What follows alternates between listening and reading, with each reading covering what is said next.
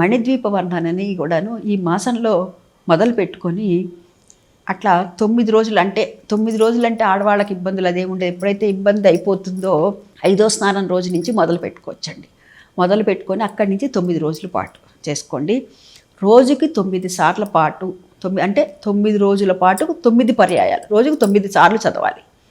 రోజుకు 9 సార్లు మణిద్వీప వర్ణన చదవటం. అదేవిధంగా 9 రోజులు వరుసగా కూడా చదువుకోవచ్చా అంటున్నా. చక్కగా చదువుకోవచ్చండి. 9 రోజుల పాటు వరుసగా రోజుకు 9 సార్లు చొప్పున చదువుకున్నట్లయితే ఈ 9వ రోజు అయిపోయిన తర్వాత మన చుట్టుపక్కల ఉన్నటువంటి నలుగురిని కూడాను తైదుల్ని పిలిచి మన శక్తానుసారము కుదిరితే ఏదన్నా ప్రసాదం లాంటిది చేసి నలుగురికి ఇవ్వటం. హంగులు ఆర్భాటాలు ముఖ్యం కాదు, ఇక్కడ మనకి భక్తి ముఖ్యం.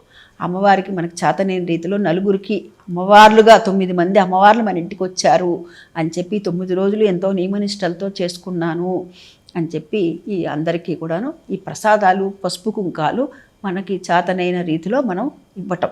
ఈ విధంగా చేయటం వల్ల ఏంటంటే ఒక్కొక్కళ్ళకి ఒక్కో కోరికలు ఉంటాయండి. ఏమంటే నాకు ఈది బాధలు ఉన్నాయంటే ఆర్థిక ఇబ్బందులు ఉన్నాయండి అనుకున్నప్పుడు ఈ విధంగా చేయొచ్చు అండి. లేదు నాకు సొంత ఇల్లు కొనుక్కోవాలని ఉందండి, అలాంటప్పుడు మనసులో మనం ఏదైతే కోరిక లేదంటే నా పిల్లల గురించండి, లేకపోతే నా భర్త గురించండి, నా కుటుంబాన్ని గురించండి, మనసులో అనేక కోరికలు ఉంటూ ఉంటాయి కదా.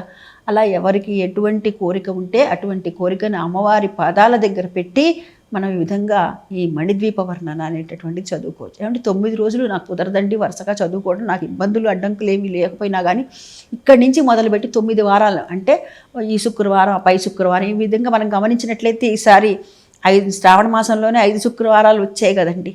మనం 25, 1, 8, 15, 22 ఈ విధంగా 5 శ్రావణ శుక్రవారాలు రావటం జరిగింది కదా. ఇట్లా 5 వారాలు అయిపోతుంది. ఇంకొక 4 వారాల తర్వాత భాద్రపద మాసంలో చేసుకోవచ్చు. అట్లా కూడా చేసుకోవచ్చా ఎట్లయినా సరే మన మణిద్వీప వర్ణన లెక్క మటుకు 9 రోజులు వరుసగానా అని కాదు, వరుసగా చేసుకోవచ్చు 9 రోజులు అనునిత్యము.